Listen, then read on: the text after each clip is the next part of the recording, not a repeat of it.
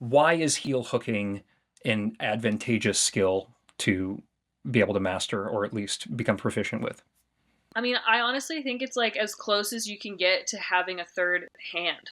Like Hmm. to be able to like grab a hold and pull in the direction that you want. Um, in order to do the same move without using a heel hook. It's usually possible, but it is just requires so much more power and strength and usually coordination. Um, and you can just get around a lot of that using that technique, being able to heel hook on something that's really small or really precise, or where you have to have your hips in an open position and your ankle turned in a weird way. And the people that are really proficient at highly technical or involved heel hooks tend to also have success on boulders that you are able to heel hook on. What is bad heel hooking? I mean, I think if I start from the opposite direction maybe and say what good heel hooking is when you're Sure. precise about the placement. So like I think beginner heel hookers just say like, "Oh, you're supposed to put your heel on this hold. I'm just gonna like throw it over there and put it somewhere." Right. I think people who are really good at heel hooking are really thoughtful about it, and also about how the position of your foot will change as you move. I think that has been something for me to learn as well. Is like you put a heel on one part of the hold, and then as you pull up, it rolls into a different position. So you have to like think about how your foot and the angle of your foot will change as you move through whatever that movement is. Um, Yeah. and just yeah, I think being more thoughtful about it has been huge for me. And I think also just like pointing your toe is a really basic down, and not just having your foot like in a 90-degree um, position just so you can pull better with it.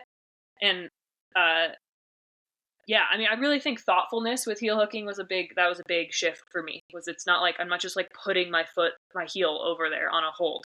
Like I really am thinking about where's the best spot for this heel to go. Is there like a crystal that it's gonna hook onto? Like what's the angle of my knee gonna be like?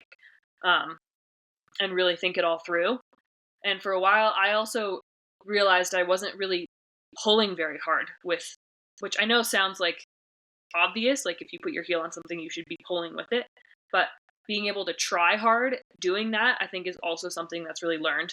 And for me, it was like almost a fear factor of pulling really hard and feeling your hamstring engage and feeling your knee be in a precarious position. Um, and I've also had knee tendon issues too. So I think, yeah, fear was always a big thing for me. Um, and so to combat that, I've just been doing like I've been making my legs stronger. So there is like what I like to call the heel hook machine at the gym, which is like the like leg curl machine. Right. Um, so I use that all the time because it just makes me feel more comfortable when I'm heel hooking because I know I've already strengthened and prepared the tendons and muscle for that load. Um, and then just yeah, squats and uh, deadlifts and split squats and all these things that I feel like make my legs stronger so that I have more confidence in using them in a full force capacity and I'm not afraid of pulling as hard as I can with that heel because I know I've done my best to prepare my legs for that amount of strain.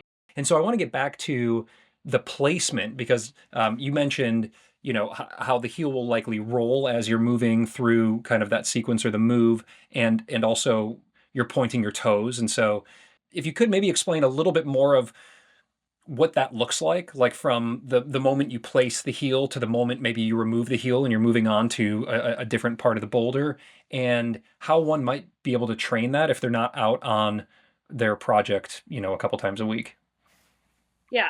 So I mean, first of all, the leg strengthening thing I think is key for being able to use a heel hook. I think the goal in any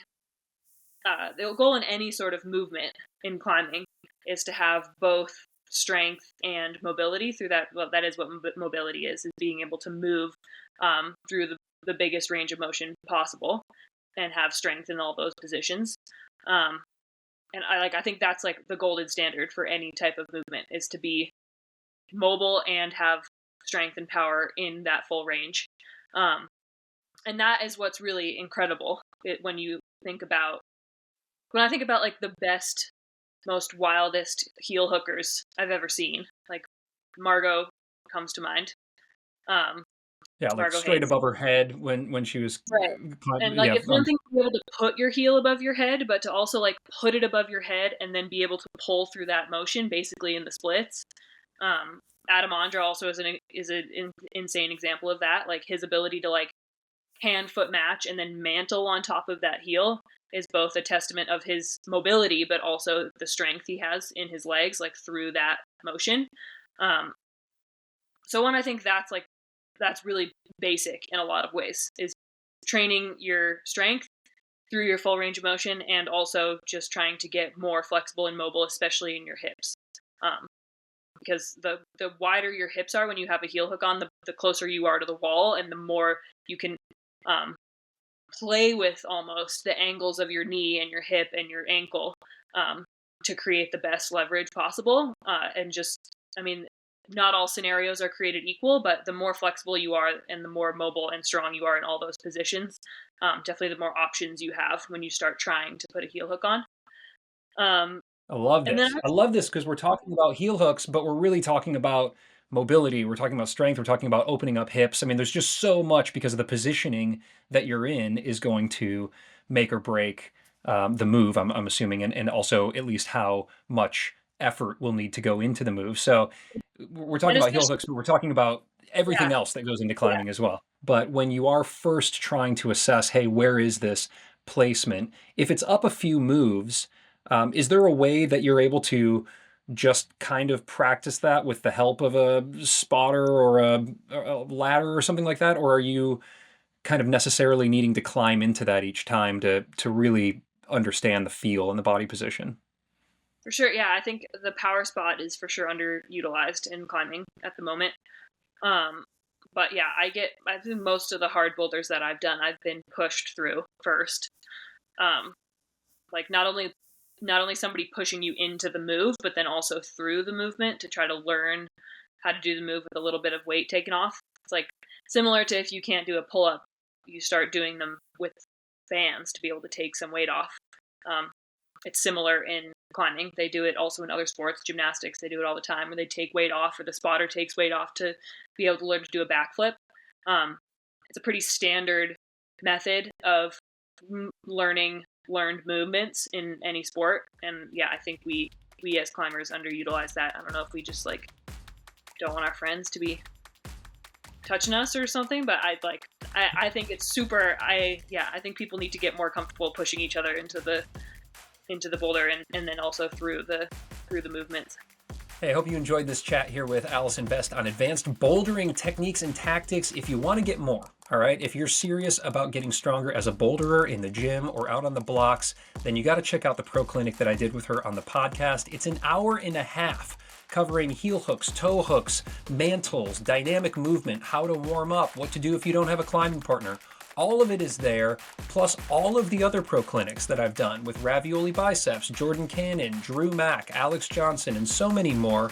All of it over at Patreon for $7 or for free, because right now you can check it all out for 7 days without paying a cent. I hope you like it and you'll continue, but if not, then boom, you get it all for free. So hustle over there. You can listen to this episode and all of the other 20 plus hours of exclusive content for patrons by just hitting that link right there. Have a great time out in the boulders.